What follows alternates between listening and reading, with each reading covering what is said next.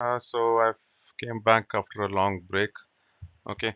So what I'm planning to do is to cover the microservice architecture of GoldenGate. Okay.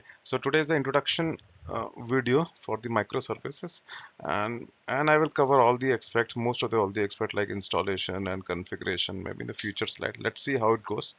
Okay. So I think you have covered all my videos for the classic architecture for GoldenGate, and I've shared videos on the um, on how to set up classic as well, right? So let us cover the microservices. So microservices is something come up, it has been few years now. Okay, it's there, but now the implementation is happening, right? So now a lot of implementation happening on the microservices. It started from 12c. You can say this is the diagram for microservices. Okay, this is the slide. I hope you can see my screen. This is you can see. Now what is happening is you might be like looking at some processes, known processes like extract is there as it was there in the classic. There are trail files, and there are some new processes adding up like service manager, admin server, distribution server, receiver server, and this is the source and this is the target server. Now what is happening is, first of all, this two interface is interacting using REST API interface. Okay, that is the first major difference from the classic.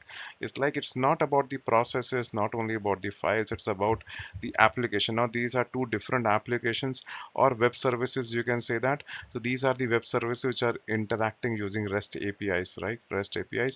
So REST API is a technology. Maybe this is more belong to the people who are from the web development background. They must be knowing it. Okay, so we should just know that it should be the interaction is happening using RESTful services. Okay, so I'm not very sure about the full form for it, but yeah, you can check that. So now everything is through HTTP or HTTPS. Now it is providing us an interface to us and web interface where you can go ahead and manage all your services. So I will go through all of them. I will go through each of the services. So this is I'll go through all the services, but just first of all, these are two web interfaces where now interaction will be happening with, like, these are web services. Interaction will be happening with the REST APIs, the for the source and target. Okay, you can keep like in one interface itself you can keep source and target also. Okay, but interface can be one, but you can have multiple deployments within that interface. Okay, so so let me go through each component first, then I will make you understand how does it actually work.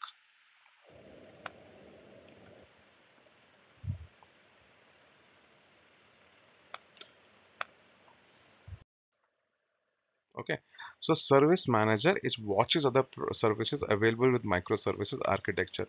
It can be used to start and stop your services. Okay, so service manager is at the top. Okay, which is managing other services. Okay, which is managing other services. Then within that, it's an admin server. Now admin server, you can just correlate the admin server with the manager. Okay, it can correlate the admin server with the manager. Now I'll let you know the differences of admin server and service manager as well. We'll talk about. Let me cover all the things first. You must be confused between service manager and admin server. So admin server is something very similar to your manager in the classic, where it is responsible for your purging of your trail files, your starting and stopping of your extracts, replicates. So very similar to that. Now comes the distribution server. Distribution server is nothing but a pump. A pump process used to ship the data to the another like GoldenGate, okay, or another server. So in the same way, distribution server will help us to ship it to the another server. Now in case your source and target are on the same server, you have just deployed one GoldenGate where GoldenGate is there on the same server, you might not need this distribution server. Your distribution server you need only when you're shipping your trail files to another server. Then only you need a distribution server. Within the same server, you might not need a distribution server also. So distribution server is a service that functions as a network data distribution agent in support of conveying and processing data and commands in the distributed deployment. It can send changes to the receiver server or to the server collector. Okay, so receiver server, now come to the receiver server. Receiver server is a collector process. The collector process was there earlier in the classic architecture. It is something very similar to the collector process, which will receive your incoming trail files. Okay, The same which was there in the classic, you need not to start the receiver server. The same, just like this, it just interacts with the distribution server and provides the compatibility. Even you can send your classic architecture files to the receiver server as well. So, so that means is your classic and microservices can interact with each other. There is no issue. Even a source or target, or even the source can be a classic architecture as well. Target can be a microservices architecture, and similar, the vice versa is also possible. So, a receiver server can interact with the pump process. Similarly, a distribution server can also send a file to the manager or to the collector process of the classic. So extract and replicates are very similar, which was used to happen in the class. It will capture the data. It will behave like this. And moreover, the type of extracts are also same, which was there in the classic. Like we have a classic extract, we have an integrated extract. Then for the replicate also, we have a classic integrated. We have parallel coordinated replicate. So all these replicate which has happened to be in the classic is there in the microservices also. Now come which is a new thing is performance metric server. Now performance metric servers provide as an interface. I told you everything is now into web. Okay, it is a web service now. Okay, so it will monitor the performance of all the GoldenGate processes, like how the extract speed or how many inserts, updates, delete it is doing per second. We used to find what was happening earlier. We were used to do it like through different dictionary views, right? We used to find out what is the performance of our extracts, replicates. Now it becomes more easier, right? It is providing an interface where you can see how your performance of each server, of each process is, how your replicate performance is, how your extract performance is, how many inserts, updates, or how many reads and writes it is doing. So it's in this way it has become interface and become more easy to monitor your GoldenGate. Now I coming to the point where we left, like service manager and admin server. Now I have told you about, you can see on the top it's source deployment and target deployment. So you will do an installation. When we do an installation, when we'll get to know, you install GoldenGate once. Okay, installation means installation on one particular server. So in home, like if you generally what happens now in microservices, you generally create a GoldenGate hub.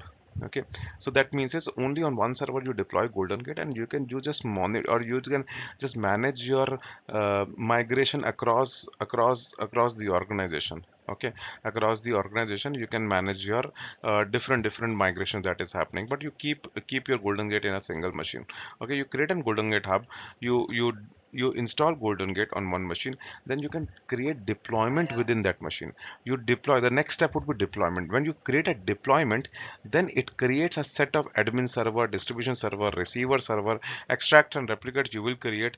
Okay, this will so all these server processes would be created, like administration server or receiver server, which are capable enough to send or receive the data. Similarly for performance metric server, these would be automatically getting created. These server process would be automatically getting created. Okay, and this would, a set of these server processes will make one deployment. Okay, this will make one deployment. Okay, so inside a service manager you can create multiple deployment. You can create one source deployment, just like you create one source deployment, maybe one target deployment, and you can interact with them. Or maybe I create a deployment, I can work in this way that I create a deployment for test database and one deployment for the target, for the production database, so that like I don't get confused. I'm just like segregating the task, right?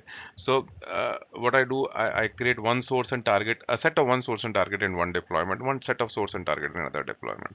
I can name the deployment. So we'll have one extract, one replicate. So a distribution I might not need it, okay, because maybe my extract and replicate are in the same deployment, so I might not need that distribution server in that scenarios. So I can create such deployments, or maybe I can keep a source and target as different. This all depends on you. Okay, you can have multiple installation also, but this is also one of the way to do it. And now you can divide it into different deployments. So this is how it works. So service manager is for one particular installation. Okay, now inside that binaries, inside that set of binaries, you can have multiple deployments, and for each deployment there would be an admin server which will behave like a manager. Okay, so for each deployment you will have a admin server. Now the interaction between two deployments, or interaction between even two GoldenGate interface interfaces of or two different installation can be secure. It will be secure through HTTPS. It can be a self-signed certificate you can use to interact with them, or you can get the certificate from your client, and you can interact with these two deployments using that certificate. You can create a self-signed certificate as well. So interaction is secure. Okay, you can make it, or even the trail files. Now earlier what was happening, we were encrypting the trail files, right, with the master key. There is a concept of keys generating in ENC key files. That facility is also there. You can have an ENC keys files, and you can encrypt your trail files or encrypt the messages sending across from distribution to receiver. The same concept, and there are something additional as well in if I say about the encryption. So things are move ahead. You have more secure interface. You can have the manageability is better, like you have performance metric server. You can develop a single hub where GoldenGate can interact with your databases anywhere in your data center. Okay, so providing it provides a single interface here. Your web interface is there, and there is a command line utility as well for admin client. Okay, for each this admin client, for the admin server, there is a command line utility. So you are there is a win-win for, like, if you're very much comfortable on the command line interface, so that is also available as well, and you have an web interface as well. So this is, I think, all about. I'm not talking about the classic in the comparison much. Like, I'm not going through classic because I understand now after it has been like few years that already is there, and most of the people who should come here should also already be working on the classic, or already know classic, if not at least working. Okay, so in the next video we'll cover the installation part, and yeah, see you again. Bye.